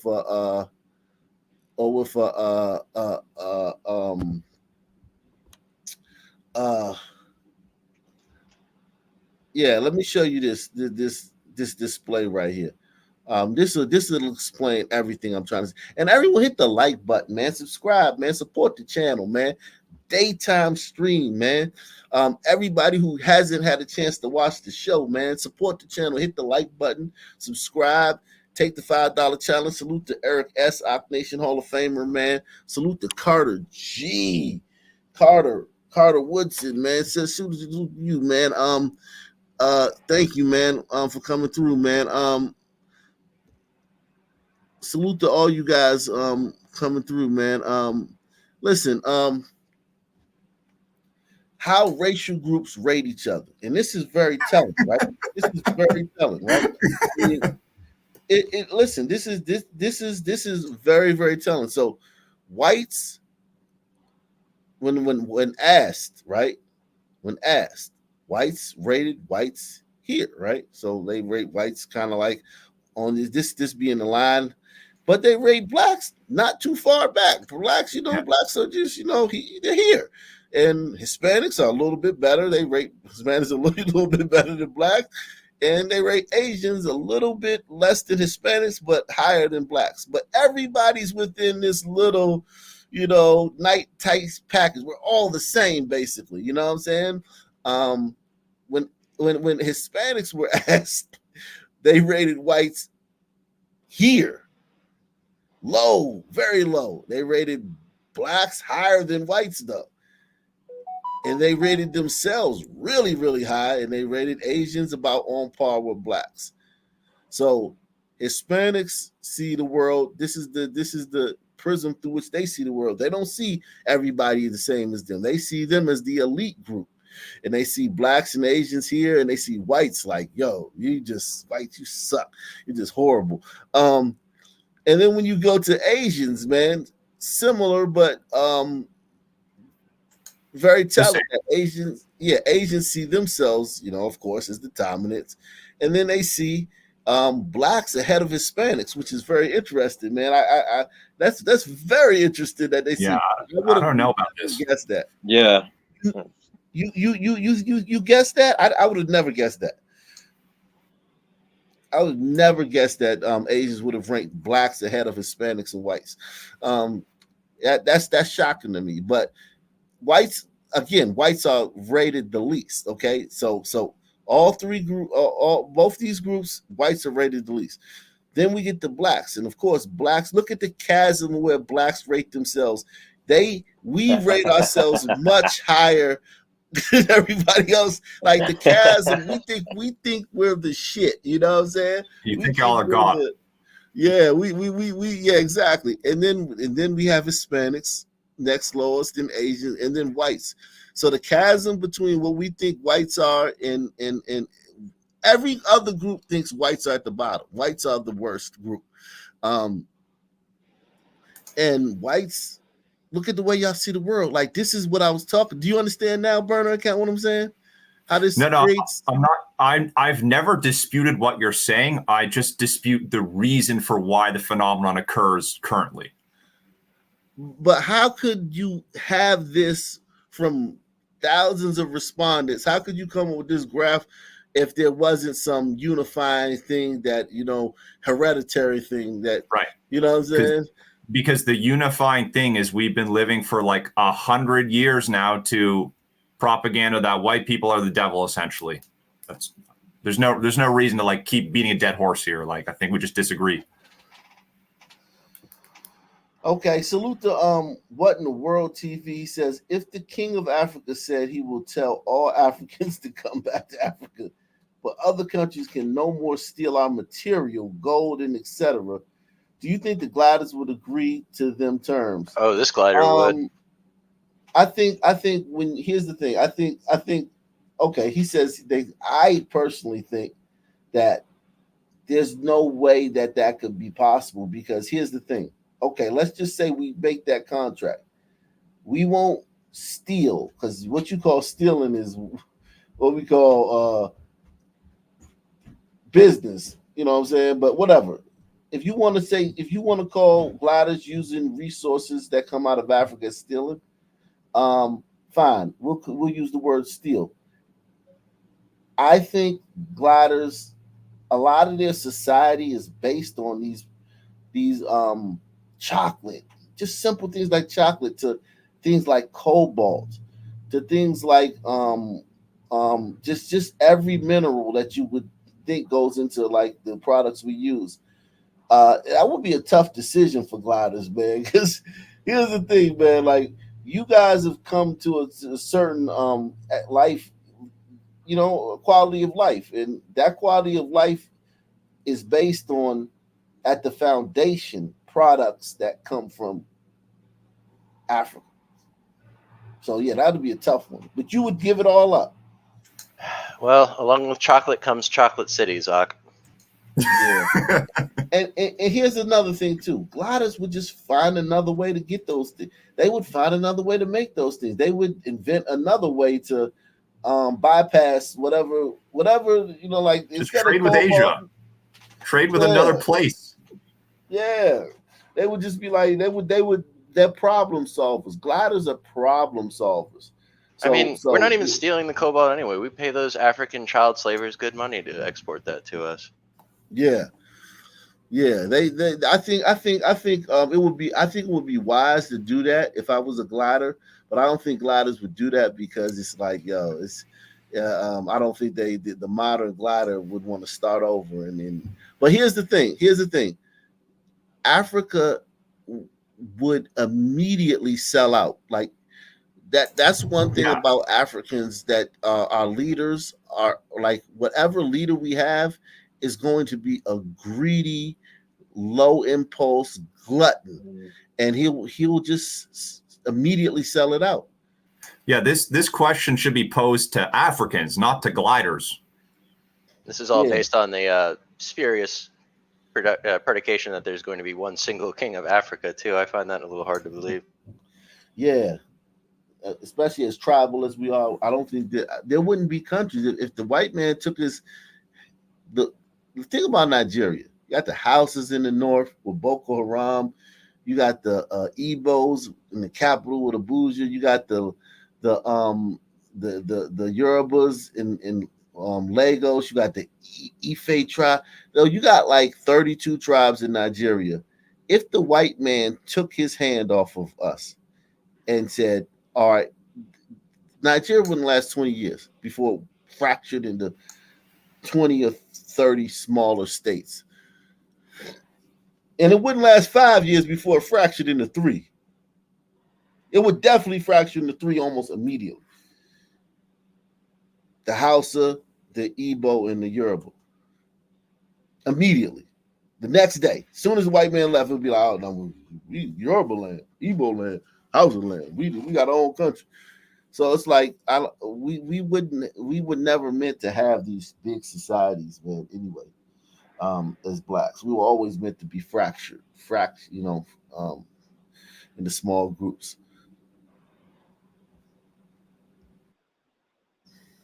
One thing I do want to say about this picture here, though, is like this to me kind of like puts my point even further, because to me, when I see the white respondents, I'm not seeing like their genetic baseline here. I'm seeing their genetic baseline plus the anti-white culture they have endured for 100 years. Whereas all the other respondents, this is just their genetic baseline. And basically I'm saying is the white one would look a lot more similar to theirs if they were not under this type of culture we currently have. So you're telling me that... Do you think the Jews could have programmed the blacks to feel better about everybody else than themselves, or like, do you think that there's a reason why that takes hold with gliders more? Like, there might be some genetic thing that maybe if this white response was pure genetic, it might not look exactly like the black one. But I'm arguing it wouldn't look anything near to what it currently looks like right now, is what I'm saying. I understand what you're saying. Like there's a pressure as a glider to be polite. There's a pressure as a glider, but that's self-imposed. A lot of that's self-imposed because you're at this one point, doing it. We've Yeah, got so suicidal altruism. That's the thing, and it's like, oh, women are particularly just easy to just weaponize for these means, and that's what's happened. Yeah, and there's a son, man. We can keep it real. Like a son, man. I answer this, man. Oh man, there's a glider. There's like, oh God, I gotta. Well, exactly. Yeah. So yeah, definitely. I agree that has something to do with it, but it's so stark. Like it's not like the difference is night and day. You know what I'm saying? Right. And since the difference is so obviously like bullshit. Like, I don't even believe the white respondent poll. Like, just think about it for a moment. We know people are tribal. Like, there's no way that like white people actually think this. But unfortunately, we are encouraged to, and if we don't, we get fucking punished for it. Whereas blacks do not get punished for it. Asians do not. No, I'll give you that. You guys get punished. There's actual real world costs for not being overly nice to other groups of people. And I think a lot of that has to do with your arrogance too, because I think you guys know that you're superior in a lot of things. I think gliders intuitively know, like, hey man, we're the adults in the room. I think they know that. And because of that, it's like, oh, these kids, man, we can't hold these kids to the same standard. And meanwhile, these kids are ravenous wolves. Okay, but we know the Juice Crew are also like the adults in the room, but we let them get away with fucking murder, so. Yeah, but they look just like you. Nah, let's not get into this. Let's continue. David, personally, I disagree with that, with what you're saying, because look at Hungary. I'm fine with that example. Hungary is a place where they don't want non-white people. I'm fine with that. I don't have a problem with that. So I disagree with you on that, because Hungary do what they do, and they don't get punished for their ways. Yeah, but I mean, they're not really part of like the gay West, are they? Like, you know, that's like very society over there, and it's like, yeah, they're part of the European Union, but like they're not. They don't have the LGBT shit and all the diversity crap rammed down their throats. That's why. Yeah, they're not punished for it. Here it is, Western or not, what matters is they're Caucasian. Whether it's West or those things don't matter. You know what I'm trying to say? Hungary has its ways. They're an open white supremacist country. No, when people are fine with it, I don't have a problem with it, and they're not punished for being an open white supremacist country. I wouldn't say they were white supremacist. I don't know if I'd say that. I mean, like, they're just like any other country used to be like 40 years ago, 50 years ago, you know? Let's listen to some white people talk, man, and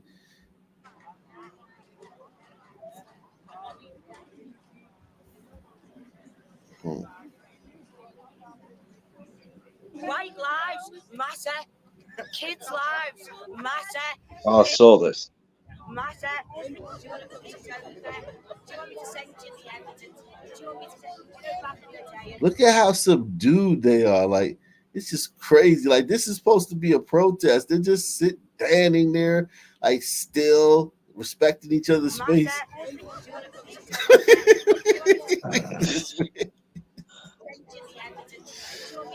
Yo.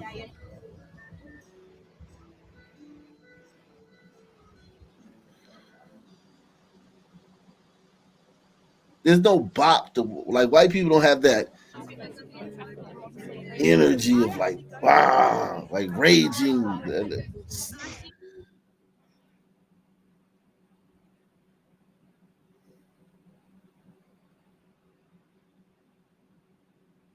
Look how orderly it is. Like there's not even trash on the ground. Because listen, that same thing we talked about earlier, like they know that, like, yo, if you throw trash on the ground, some white person's gonna say something to you.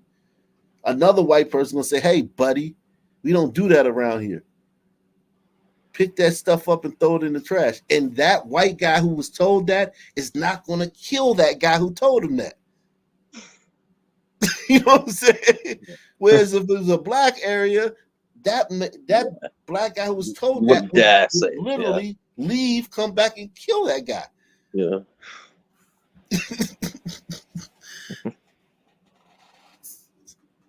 So there's a contract, and I'm telling you, it's DNA, man. Like, look at them. There's nobody hanging from the windows. You notice how, like, people of color, even Hispanics, they would be hanging out the windows. There would be look at, there's no trash anywhere. There's no trash anywhere. There's no it's like, you know what I mean? Like, and this is them. Now, if you do a Palestine one where you have different groups, yeah, gliders tend to, you know, and then you have Antifa, who's, you know, a group that's intentionally, you know, causing mayhem. But just the basic baseline gliders, this is how they behave. The banks, the big businesses. We say no trust in the police, no trust in the politicians. The other week, and knowing that there are people on a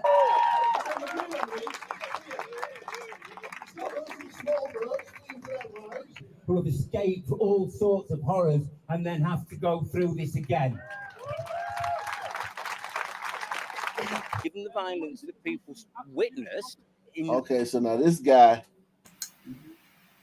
he's got something in him, man. He's got something else flowing through his I see an alien, bro. And just look at him, but look at his You already energy. know what time it is, man. Look at his energy. Look how different his energy is. The city centre from their side last week for people to have the bravery and come out and go, okay, here we are. Look at how he talks with his hands. You know, we will stand against you. I think it's extraordinary. so many more of us.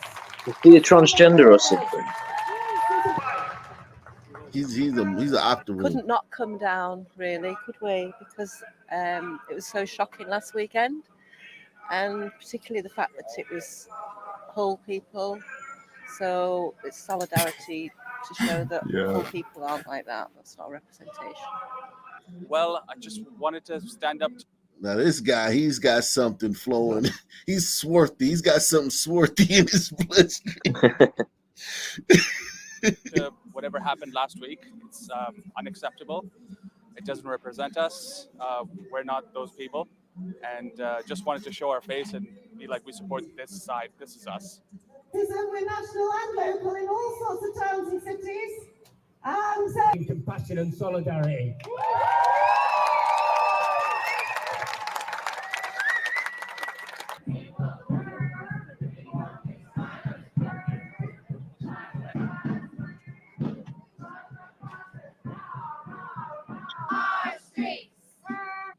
No room for racism. Cringe, isn't it? You know, these are the people that they always drag out. You know, for any time like an immigrant kills like someone, these are the people they drag out the next day for the next week to come and just go, you know, just basically beat us all over the head, get us back in our place. You know, and they're all didn't part like, of this. didn't like some black guy stab 3 little white girls like a week ago or something? Them. Yeah, stabbed more, but he killed 3. He killed 3, but he stabbed a bunch of them. Okay. It's just unbelievable. This can't go on like forever. I don't know where it's going to end, but eventually people are going to understand it just by sheer demographic pressure alone. That doesn't mean you'll be able to reverse it, but they will learn to understand it. I fucking promise you, these people on the screen here will figure it out eventually.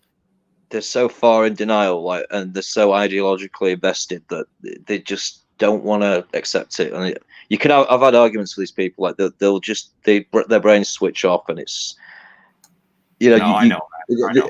I know in 10 years, like, it is going to get even worse. Like, it's going to be the murder's just going to be like flowing. Like, there's going to be like multiple a week, basically. And these people still be coming out with the little signs and basically saying we're all like pathologically evil for having the perspective we do. So, but the thing is, there'll be less of them. And then 10 years after that, there'll be even less. But unfortunately, once everyone or most of everyone has understood it, it'll be too late at that point.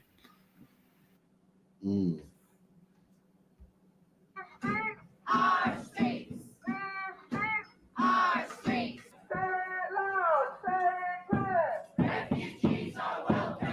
I'm here today because I don't want to live in a society that's ruled by hate or has any space for hate. I think that we're all one people and we need to... Meanwhile, the people who really hate her are the people that she's trying to bring in. Yeah, I know. You say it to these people. You say, like, listen, you do get you get most black people, like, they don't like white people. Like, you get this, right? And they're like, you can't say that about everyone. You can't judge everyone. But it's like, listen, like, this not all argument is a fucking child's argument. It's like we see how, the general scale of how people behave, and we see like the general sort of how they regard. We just saw on that chart there how they regard whites. I saw how far down it was. Like, blacks like absolutely fucking hate whites. Yeah, everybody. Like, I would have loved to see that little graph with Arabs or Muslims or whatever you want to call them. I would have loved to see theirs, because their little dispersion of who they think rates.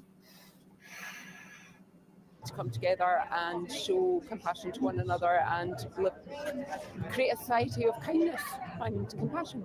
You'll win this, they won't win. That's as simple as that. Just want to show my support for everybody. Yes, to show the people that this is not us. This right-wing upsurge is not us.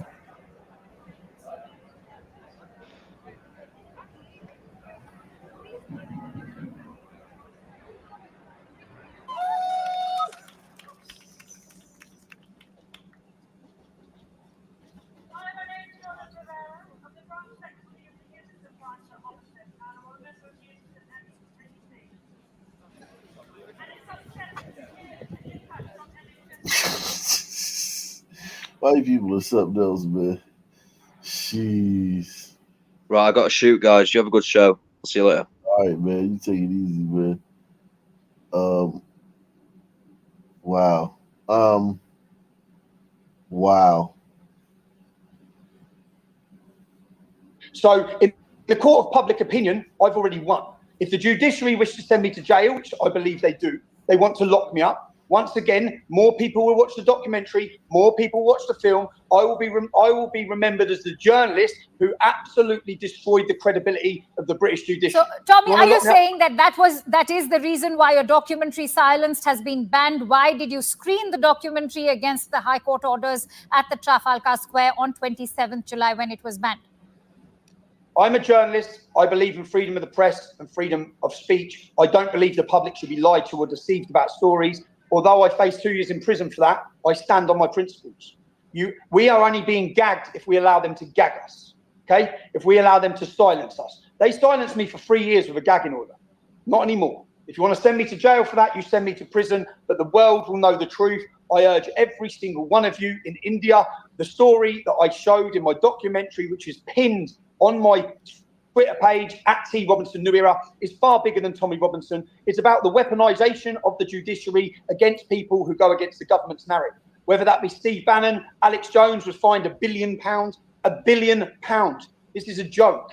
The court cases against Donald Trump, Katie Hopkins, Geert Wilders, Marine Le Pen, anyone who has challenged. Okay, so these guys, salute, man. Listen, man. He's gonna have a tough time, man. That guy's he's definitely gonna have a tough time, man. He's been in the trenches though for like since I've been alive. I almost feel like he's been doing this for a long time. Yeah, definitely, man. Definitely. Salute to everybody, man. Peace out. Make sure you tune in tonight, man. for the big show tonight, man. We'll be coming at you at around. Hopefully, I can get to you guys around 11, man, not 12, man. Salute to everybody. Thank you for the panel, man. The panel. Thank you for everybody who supported the channel. Everyone who hit the like button. I'm out of here. Peace out.